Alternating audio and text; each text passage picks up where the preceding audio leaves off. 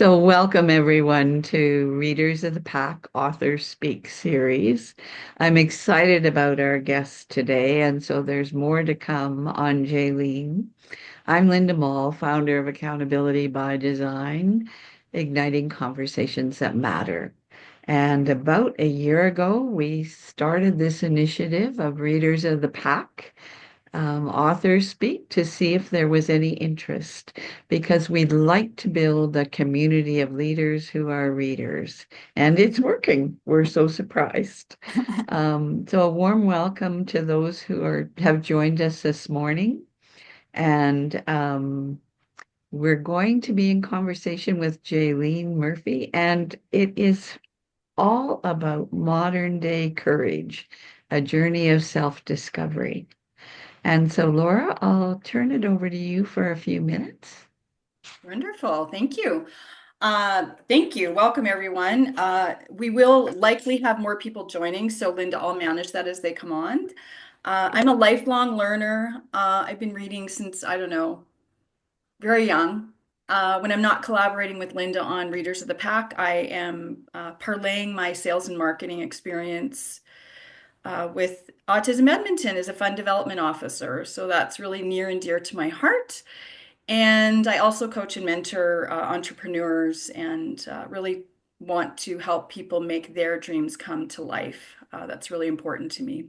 Some housekeeping for today is we're going to invite you to save your questions till after we have our conversation with Jalene. Please jot them down. Um, you will have almost 30 minutes with Jaylene. So this should be a really rich conversation. And we are always really excited about giving you the access to the author. That's one of the unique things about this live experience. Um, we do have a PowerPoint that we'll be sharing in all of Jaylene's information, including how to get her book, because that's really most important as well.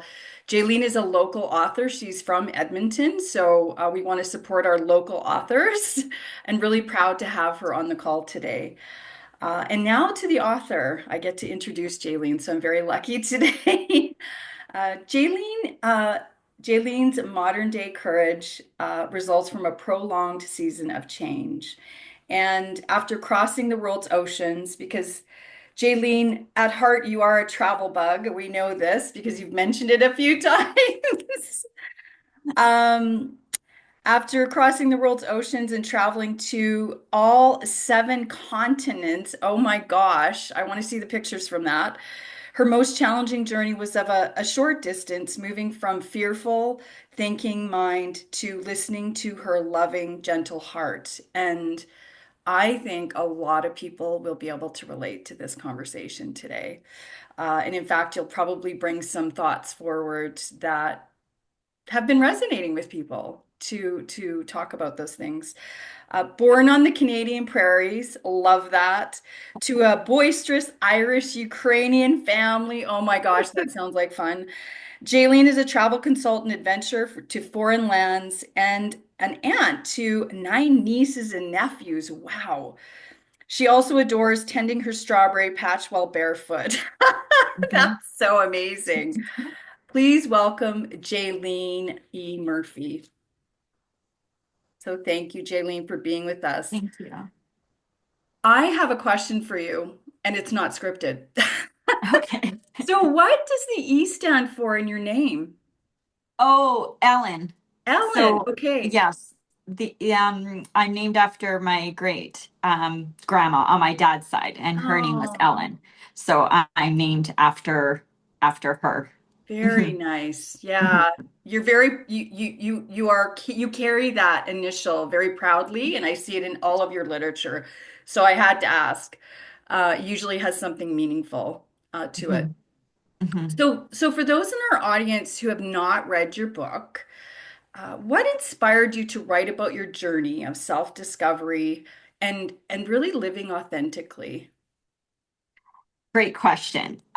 Would say I didn't initially decide to write the book. I wasn't really thinking I would write a book, but in 2020, when no one was doing anything. I sent my speeches that are the foundation of this book. I'm in Toastmasters. So all of those speeches I sent to people to say, if you have time, because everyone had time during COVID, I said, read them and let me know what you think. And then I kept getting feedback of like, Jalene, you should do something with these. And so I just kind of downplayed it, and because they're my friends and, we don't really think about it. But then I kept getting that same sort of response. And then I thought, well, okay, how about I hire someone who's an editor that doesn't know me and send them to him and see what he thinks if they could be something. And then he came back and said, yes, it could be something with tweaks. And then that's sort of how I came about the book. So I didn't ever intentionally, um, I growing up, I never thought I would be a writer, but I guess a lot of things have surprised me in life. So let's just add that one to the mix. But it's it's something that I'm glad that I did, and I wrote the book to help others that might be struggling and might need a little bit of encouragement, and um, and that they can use courage to to do hard things. Yeah, amazing. I'm so glad you wrote it. And Thank you. it really gives other people the sense of possibility. Like, why not? Like, maybe you don't have the intention to begin with, but look what happened. I'm thinking of this as I'm listening to you. Yeah, just let's have someone review it. What are they going to say? I really admire that. So thank you for Mhm. sharing that. Mhm. Well, and when we talked earlier, Jaylene, I said it was such an emotional read. And that was part of the appeal for me. That's why I reached out. Laura actually had listened to you on Jeff Tetz's program. And so I was curious about the book, and it really it spoke to me. My journey is different than yours, but it spoke to me. And so I'm curious, was it cathartic, or was it challenging to write, to put that down on paper and write your story?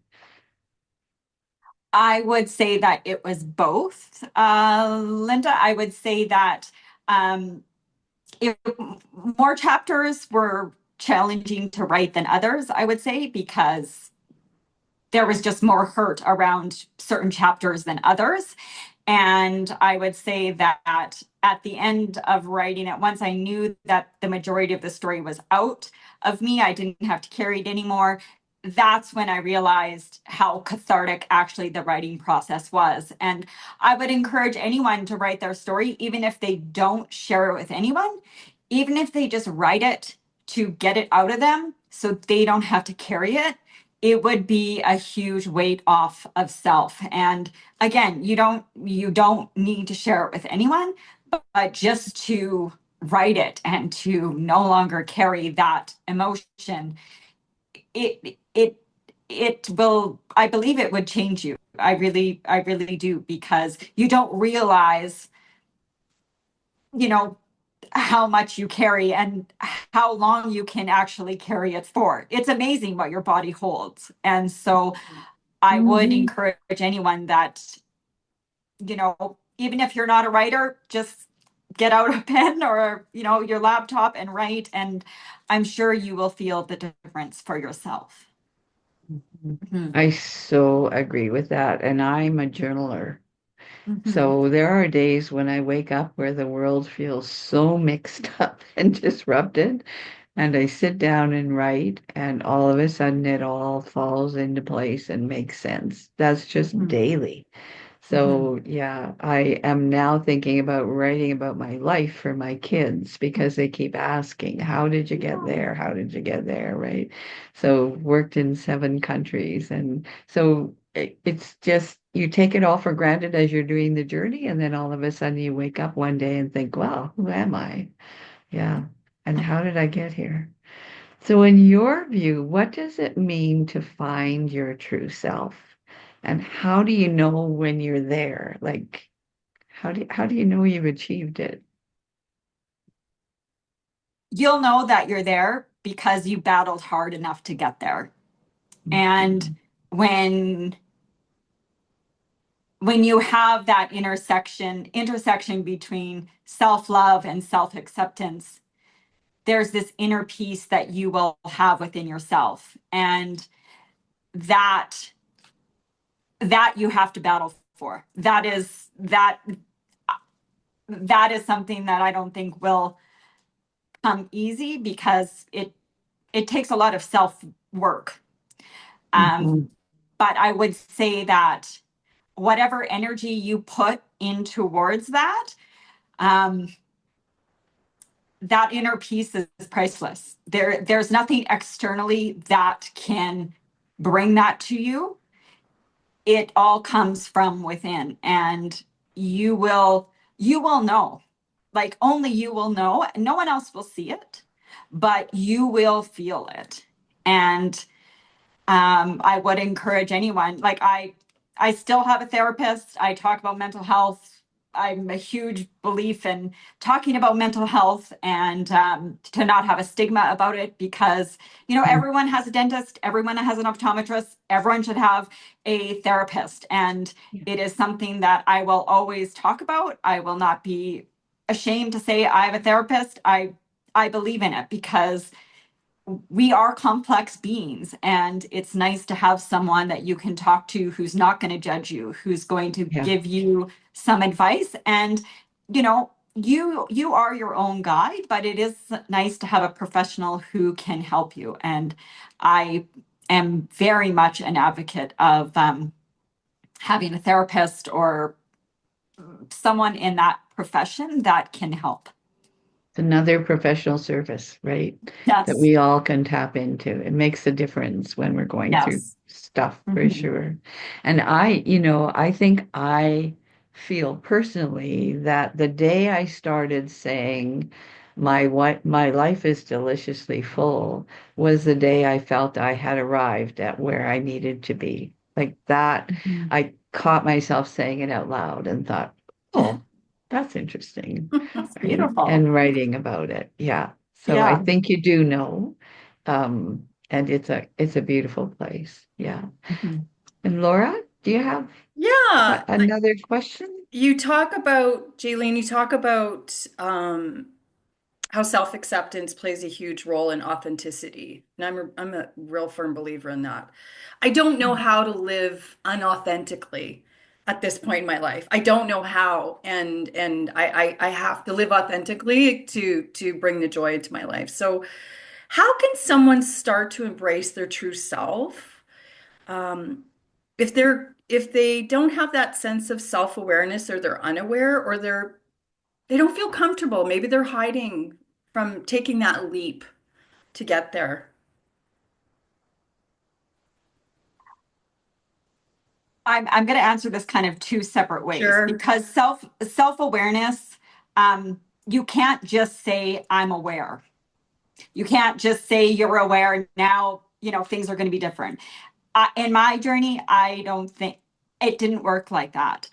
I would say that things became apparent when I started to pay attention to them, when I started listening to my heart, when I started taking the baby steps that were necessary to make change.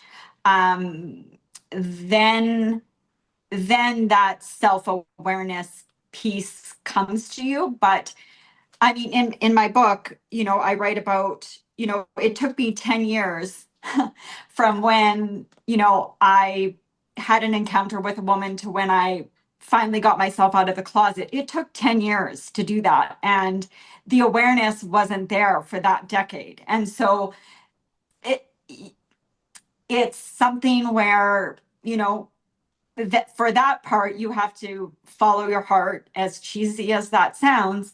Um, to do that in order to become aware. But awareness it's elusive. I don't know, it's an elusive thing. It comes to you in different ways. It comes to you at any time, and you have to be, once you are aware, then you have to then make the steps to make that change. So for an example, you know at 40 years old, I finally realized, I don't belong in a heterosexual marriage.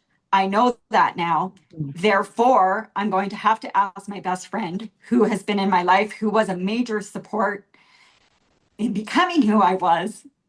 And then you have to have courage to say, you know, I feel that it's best to get divorced. So the awareness part, that's something that, like I said, you follow your heart, you watch for it. But then once you have the awareness, then you have to take the action. And that is also very difficult. So there's two, I think, answers to that question. Yeah. And I don't know, everyone is different on their journey Mm-hmm. as to where they are, because if you don't have the awareness part, it's hard to make a change. Yeah. And if you know you have to make a change, then that is where you need courage. Yes, yes, yes, absolutely. And you've really just described in a very brief, short, like a short period of time, what an emotional process. Like I'm listening to this and I'm thinking, oh, that must have been so hard for you on so many levels, and yet so invigorating and so life-changing. Um, when you talk about this experience and what you've gone through and really doing things authentically, there's also a community around you, and they're either going to support the community, they're going to support this change, or they're going to there's going to be some roadblocks, there's going to be some emotional strain, there's going to be so. Can you share any advice for someone who might be afraid of their loved ones' reactions and how you manage that yourself from your own experience? Mhm. Um, so I guess I'll just give a little background for those people maybe that haven't read the book. Right. I grew up Catholic. I married the man at 24 years old who I thought I would be married forever. Um, I met a woman when I was 30. I had that encounter that changed my world. And at 40 years old, then I asked my husband for a divorce. So um, the I guess I'll talk to the coming out part of it, is that that was a very slow process. And I'm the first person in my family, my very Catholic, large Irish Ukrainian family, to come out of the closet. Um, I came out to sort of every one of my siblings individually. I have five siblings, and my parents separately. Everything was done really slow because I had to shift. I had to build a new identity. I was no longer a heterosexual woman. Right. So, and I lived that life for almost 40 years, believing that. So you can't, or I couldn't just, you can't just flip a switch. And I know in this instant society we live in, we want to be able to just switch on a dime and become, authentic or become who we are. And I I guess I didn't find that. And so you have to give yourself grace and you have to give yourself time in order to, I had to I had to say goodbye to someone that wasn't me anymore. And I had to welcome in, the person that I am today. And that took a long time. It took a lot of support from my friends that took me, to my first gay bar when I was, 40. Like I never went to a gay bar. And so Right. now, I went to my first gay film festival and like you're slowly tiptoeing into that new identity. And that was a huge mental shift because Yeah. you know yourself as heterosexual self, and now that is not true. And so now you have to switch gears and to fall in love with yourself and not berate yourself because now you are looking at pretty girls and you think that they're cute, and now you have to embrace this new part of yourself. And so again, it takes time. It takes time. Yeah. And it's Mhm. when you say when you talk about that experience, there's also grief, right? Because and not grief in a negative way. And you would know this more than me. It's about you're leaving a part of not a part of you. 40 years you lived as this person. Yeah. So of course there's going to be grief. That would be very natural. You're embracing who you are, but also you're also dealing with grief, right? On different levels. So thank you for sharing that story because I can't imagine it's hard, and I can see, obviously, it's so emotional, and we really appreciate it as an audience. So thank you. Mhm. Well, and Jaylene, as I'm sitting here listening to you, I think, so I was divorced at 50, my choice, two children, first one in our family. That, and everybody thought I had the ideal life. And I did on the outside, not on the inside. And the acceptance and the community was difficult. And so Eve, I mean, your story is bigger than mine, even, I think. Because it's not just changing one relationship, it's changing the relationship with yourself as well. So you've got two relationships you're working on. Um, how how did you or how important was community and acceptance when you were navigating and still are navigating that emotional journey?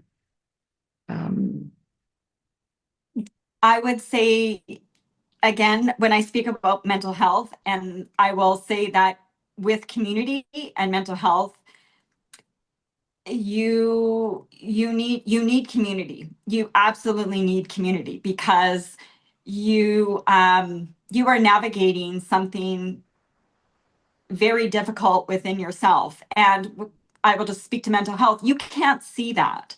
You can't see that journey. And so when when I talk about in the book where it wasn't just I was leaving my marriage, I was changing my identity, I was dealing with being bullied from childhood, and all of that came together at one time. And so, I have a great work community. My girls at work were just phenomenal and supportive and loving because, again, they don't, I wasn't really forthcoming with what was happening because it's private. And so I wasn't forthcoming on the changes within myself, but yet, um, my boss was also a huge supporter in helping me. She paid for my therapy and, helped me move out and find a place to live while I was working through things. And so without community, I honestly don't want to think about where I would be because they were that psychological safety net, and they literally helped me through on days that I just wasn't too sure I would get through. yeah, And so yeah. community, even if they don't understand it, even if you're not able to share exactly what you're working on within yourself, that's okay. Just to have them there and to be with you as you journey, that's the biggest thing, I think. They don't need to know all the ins and outs. And when you're ready to share, then You do. hopefully they're there. But the Yeah. community part is so key for making, you know, big changes in your life, no matter what it is, whether you're changing a job, whether you're moving, whether you are going to ask for a divorce, like having that fabric for yourself, to be woven into there makes a huge difference and enables you to make those changes when you feel that you need to. it taught me a really big life lesson in the moment, in that I realized how important community was, and not everybody who you think is your friend is your friend. Like it was Well, you find that out in the very, divorce. yeah. And so, yeah, I'm really glad that you touched on that. Thank you. Yeah. And I'm going to open it up. We're at 12:31, and I think we'd love to allow 30 minutes for questions. Does anybody who's listening or on the call have any questions for Jaylene? I always have more, but anybody? I Farah. do. Hello, Mhm. hello. Hi, Hi, Farah. Jaylene. It's nice to meet you. Nice Thank to you for meet sharing you. all of Thanks for that. joining us. Yeah, that was great. I appreciate your vulnerability. It's a hard thing to do. So I that's inspiring. So thank you for being vulnerable in front of all of us and also sharing, very private moments of your life and putting that into words in a book that people can take away and actually read and hopefully extract something that gives them a little bit of inspiration to move forward and some clarity. But I won't ramble on here. One of my questions, sorry. Um, One of my questions for you is,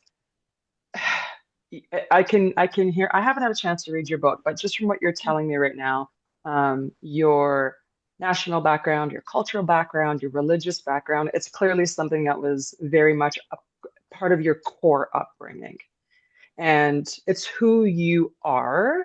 Because I heard you say, well, I've lived this life for 40 years and that's not me anymore. And I'm going, there's there's there's always a good and a bad, right? Like there's what you choose to take from it, and then there's what you choose to leave behind, right? There's that experience. And what I'm hearing is and I'm seeing, and we're all part of that human evolution, is that so many people feel torn between honoring their traditions that are cultural, religious, and then they sit there and they go, well, I get it. Like that's what grandma wanted me to do, and that's what mom and dad wanted me to do, and that's what the siblings are doing. What was that pivotal point in your life that you can go, aha, that helped you take action and cross that bridge? Because you do mention that there was time, but do you have, and maybe you describe it in your book, so I apologize, I haven't had a chance to read it, but It's is okay. there a point where you're like, this was it, it was at this moment in time where it was like, I need to do this? Yeah, great question. And I would say that yes, in the book, especially in the sexuality part, where when I kind of touched about awareness, that awareness didn't come to me in the fact that I needed to close my marriage and actually get a girlfriend. That actually did happen on a beach in Kelowna, and I did write about it in the book. Um, Okay. it was then that when you go to the optometrist and they do the test and it's Yep. blurry, blurry, Yep. blurry, and then all of a sudden it's crystal clear. And Yep. that's what happened in Kelowna. And once I knew, once I knew that, wow, I think I do like girls. For me, that was a changing point for myself. And Right. that was like, now I don't know what to do with that because I'm still married. I still love my husband. I still love my former husband. Like Hmm. that hasn't changed. But now something has that awareness piece has come to me. And Right. then you have to decide what to do with it. And Right. in regards to religion or culture, um, that is always tricky. Hmm. 100%. I cannot downplay that at all. Um, I would say that your heart transcends all that. So Yeah. whether it's Yeah. religion or whether it's Yeah. culture or whether, your heart knows. Yeah. And Yeah. it's, your life can look how you want it to look. And Hmm. I know that's harder. I know some countries, I mean, you would be killed if you were gay. Like I understand that. So Hmm. um I don't discount that I live in Canada. I can write and I can be a gay woman in Canada. I'm very Hmm. fortunate to have that. That's Um, right. Yes. but it is something where you have to, like, once I knew, and I like this quote from Anise Nin, and she says, and the day came when the right to remain tight in the bud was more painful than the risk it took to blossom. And Hmm. so you know, I I Hmm. I couldn't, once I had that awareness, I couldn't choose to, I could have chose to still be married and maybe have gotten a girlfriend, but to find your true self, for me, I had to end that relationship and um Yeah. find out who I really was. I mean, I still Yeah. like boys, don't get me wrong, but I don't belong there. Yeah, no, and thank you for that. That's of course, right? I mean, but you've given yourself that freedom to choose. The freedom to Again, understand. yes, yes, yes, Mhm. yes. I agree. Okay, that's interesting. Can I ask one more question? Do I have time to ask one more Yeah, question? go, go. Yeah. Okay. Okay. So just going back to the understanding of, who you are and tying it back again into that core that because everybody has a foundation that makes them who they are, right?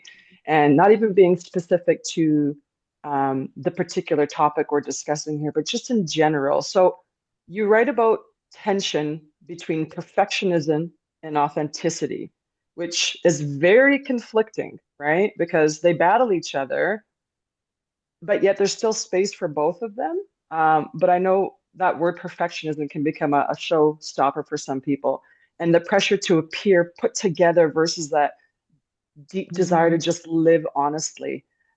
When did you realize that perfection was actually the ideal perfect life, um, was blocking your freedom to be who you were, or are, I should say, who you Yeah. are? Well, the I'll kind of answer it a couple of different ways. But first of all, in the book, I write about perfectionism. Chapter 3 is all about the year I didn't shop because I used to shop a lot. And Okay. that was, I needed to look perfect all the time. And that was a year I gave up shopping. I didn't buy any clothes at all. So Oh, um, wow. that was a challenge in itself because that was, I always wanted to look perfect in every way. And so I would shop and shop and shop. And again, I had to change that pattern in myself. So that was one aspect. But um, in regards of being the perfect wife, which I thought I was in so many ways, perfection, and this is going to be deeper because perfection in my circumstance, and I think a lot of circumstances, is tied to shame. Hmm. And when you can heal yourself from being a shame-based person, then you realize you don't need to be perfect. And I think Gotcha. that is the bigger lesson, I think, because shame is it's insidious and it is Hmm. so it shows up in so many ways. And Yeah. so, when you're able to heal yourself and come into that place again of self-love and self-acceptance, that perfectionism, I think you can see it and you can say Hmm. hello, but you don't need to welcome it in anymore. Got it. That's And awesome. Thank it'll you for be that. there.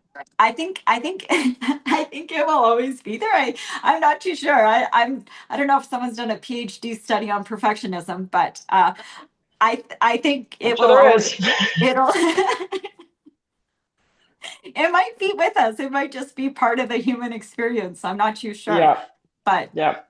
it also pushes you to do great things, perfectionism. So I don't I don't discount it, but now, like for instance with the shopping, I don't shop as much. I don't have that pull. Um, Knowing yourself and understanding your patterns makes a huge difference, and again Yes. brings you that inner peace part. if Yeah. that answers your Yeah. question. It does. Thank you. And I love that you tied the two together. I just wrote it down actually, just as a takeaway for myself, is that perfection is tied to shame. I'm going to look into that a little bit more. And if I do find out that someone out there actually has done a PhD on perfectionism, I will let you know. Please let me know, because I I would will be let you know. It's Well, I interesting have, as I listen to this part of the conversation because for me, perfectionism always is a signal that something's wrong for me. yeah, That yeah, I'm putting my focus here because I'm not dealing here. It's just I know that about myself. yeah, It's a cover up. It's a cover up for me. So don't know if yeah. it is for others. Are there other questions? Melanie or Eduardo, do you have anything, comments, questions? I saw your thumbs up, Melanie. Thanks. Yeah. Oh, your sound is not on. We can't hear you. Looks like it is, but it's not.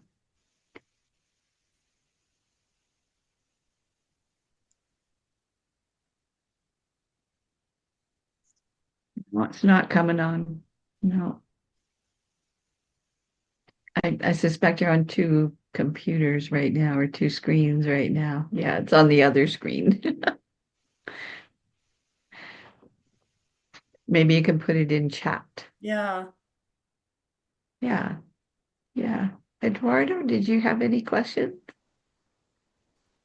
Well, I was Comments? curious, precisely Jalene brought it up, the chapter on shopping and going through some sort of, I guess, cleanse, but I also want to think in terms of changing patterns of behavior.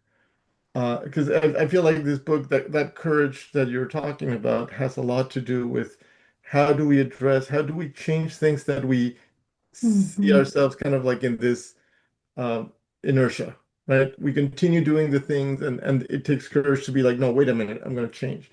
So, could you tell us a little bit more about, and I precisely want to steer to the shopping one because it seems so I don't know, understandable. Yes, we live in a very consumerist society. Let's do this. But it is a pattern that is very difficult to change. And I don't think it's that disconnected to saying, how do I rethink of who I am myself, in relationship to my community, to my partners, my relationship with the self. So could you tell us a little bit more of what that experience was? And perhaps beyond the book, how it has affected you today in thinking of changing patterns? Great question. First of all, I would say, I think with changing any pattern, first of all, I think you you either have to make a choice that you want to change the pattern, or again, you have to have the awareness in order to want to change the pattern. And those are two different places of where you can start. So if you don't know that you have a shopping problem or an issue with shopping, because when I originally started, decided not to shop, it wasn't because of perfectionism. It was because I had a 4-year goal to save for Antarctica. So I knew I had to change what I was spending in order to achieve my goal. It wasn't until about the fall of that year that I started no shopping in January. Not until the fall, so 9 months into it, did I realize that I was actually battling perfectionism. So again, the awareness piece, it might, again, that comes when I guess you're ready to learn it. And I would say another thing about patterns is I track things. Like if I want to change something in myself, I will make a calendar. I'm a visual person. I will make a Mm. calendar and I will track it and say, "Oh, I had that thought today. I want to change whatever thought it might be," or I have to be able to see it. It has to be measurable to me in Mhm. order for me to say, "Oh, I had that thought there. I had that thought there. I had that thought there. I had that." I can see the pattern, and from there, I can set back and say, "Oh, I see the pattern on Monday, Tuesday, Thursday, Friday." And that way I can say, "Okay, what happened those days?" I I have to track it. That's just me personally, because I'm a visual person. And then when you can see it, then you have more understanding. I find that you have more understanding when you can see it, and then you can say, oh, what brings upon, that thought? How can I roll it back to see, can I make a difference in thought because of XYZ? Does that make sense? But again, That No, I it think, does. yeah. Oh, yeah, I was going to say that it does because I think that one one of the aspects about change and changing habits deep and small that I've learned in the last couple of years of thinking about, habit changes and stuff like that, has been the need to connect that change to other smaller things that I can see in some way or connect, right? And so I forgot the name of the author of the book Tiny Habits, but it really yeah. changed the way I thought about things because it was like if you want to start doing something, connect it to something that you already do, and every time you have it, when as soon as I finish brushing my teeth, I'm going to take this pill or whatever. So for you to Right. say, whenever I see this on the board, I write it down there, and then I have a connection that grounds it in something. It makes a lot of sense. Hmm. Hmm. I love this part of the conversation because that's all about neuroscience, right? Neuroscience tells us that our brain loves that, Eduardo, that when we stack it to something we're already doing, we're more likely to adopt that habit. And if we give ourselves choices, I can do it a little bit more or a whole lot. But as long as I do some of it, if I take one step today, I can put a check mark. Our brain loves that tracking and that sense, that celebratory feeling that we get when we do something that we really want to do, that's important to us. And it reminds our brain that it is important to us. Yeah. So yeah, great questions. Is there anything else that anyone wants to ask? We have time for one more. I definitely have one more, but Can we share what Melanie has just put in the chat, Linda? Would you mind? sure, you can share. Oh, sure. Oh, yeah. Melanie, she said, I didn't have a question. I think she would love to say this live. Mhm. But I'm just so grateful to have been here today. I can't even say thank you enough for being so vulnerable, Jalene. I'm in awe that you were able to share so openly of your journey. The reflection I've had today as you have shared and others have asked questions has been so insightful for me. I've been on a year journey of feedback, of perfectionism, personal growth, and development. I can relate to having to say goodbye to an identity and hello to a new one.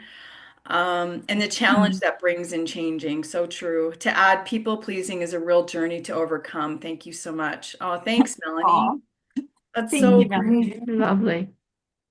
Mhm. Aw. Yeah. Yeah. I think all of us have a connection to that journey, right? And I think most of the people who signed up today, I'm sorry they can't be on the call, but we will be recording this and we will share the recording along with a small PowerPoint that has all the contact information for Jaylene. So if you think of a question tonight at 1 o'clock in the morning, you can send it her way. Don't call. An email would work. Yeah, because we'd like you to keep that conversation going, and we'll try to keep it going online as well. The question, the question that I'd like to close with, Jaylene, is what are you looking forward to in 2025 that you'd like to share? So this has been quite the journey over 10, 11 years now. What are you excited about in 2025? Well, with my book, I do want to do more public speaking for sure. Mhm. That's something that I really want to do because, and also I love connecting in communities. So if there's, I love being part of events like this. I'm doing a Be Kind book club with my book in Oh, June. And I love coming out and like I have people ask me, how do you write a book? Like I would love to be asked that. I would love to, I love being in community with people because that to me is where the richness lies. And that to me, where, you can connect people with one-on-one, and that is is what excites me. And so I would say, if you have questions about anything, but like writing a book or about courage or perfectionism or whatever it is, I would love to meet. I'd go for coffee. I'd love to, whatever, how you ever email. I'm on Instagram at Jalene Murphy. Honestly, this is what makes me excited. And when you talk about 2025, it's a really beautiful year, and I want to help. Um, now I'm in a position to help others. Before I was not, and now I feel that um, I'm in a position to be more of service and to help others, and I'm excited. So I just encourage people to reach out to me, and I would be more than happy to have a chat because I don't want people to be alone. And when I talk about community, I really mean that. I mean that community can help you to get you through hard spots. And we don't need to do it alone. I learned that lesson. We do not need to take these hard steps by ourselves. And there's people that will be our allies, and we just need to find them. So, Mhm. um, Mhm. yeah, and I'm your ally, whatever it is, whatever you're working on. Yeah, and I think our world is changing slowly and becoming more accepting. So, as you were talking today, I was thinking about a dear friend, longtime friend, a gay man who I met when this is going back probably 30 years ago, 40 years ago. He was about 20 something. We worked a nonprofit event together, became best friends, did all kinds of stuff together. I still love him to bits. Yeah. But his life in Edmonton then was very secretive. And he actually moved in his job to Ottawa. And today he's in a loving partnership with another man in Winnipeg, actually, and very open and the community has embraced him. And I think how far we've come, and sometimes we forget that. Right? Hmm. We forget that even though it's not always accepting today, we're far further than we were 20 or 30 years ago. And that just makes my Yes. heart sing. When I see that you can be open as you are and we all are loving it and embracing it, I love that humanity is where it is. And I hope we keep growing and stretching and embracing in the years to come. So thank you. Thank you. Thank you for Well, being thank here you, this Linda. morning. It has warmed my heart and I Yeah. think for others as well. And so thank you for your wisdom that you shared and your experience and for being so very vulnerable and authentic. Your heart showed in every answer I you hope so. provided today. And we are heartfelt leaders, Laura and I. And so that is what we're looking for always on these interviews. So thank you for that. And for those of you, the three of you who are here today, joined us. If you enjoyed the conversation, we invite you to check our Readers of the Pack website for the upcoming interviews. Our next interview is with another Albertan, Oh, Val Cade, who wrote Bully Free Work at Work. And that's June 11th. And then we have a special guest, the only male author on our whole lineup for this year. Will be with us towards the end of June, and you'll see more of that on our website. I'm not giving it away yet because we want to tie it to the NHL games. But he knows NHL. That's all I have to say. So we love hosting this series. Doesn't matter if there's three people or 15 or 20. Laura and I really feel heartfelt when authors say yes and share their story in the way that you did this morning, Jalene. So thank you very much. We hope Thank you. that you're all excited about 2025 for the next 6 months. And here's wishing you much success for you to be able to live your dreams, learn, laugh, and love. Thank you for joining Laura and I today. We wish Thank you you. much success. Thank you, Thank Linda. you.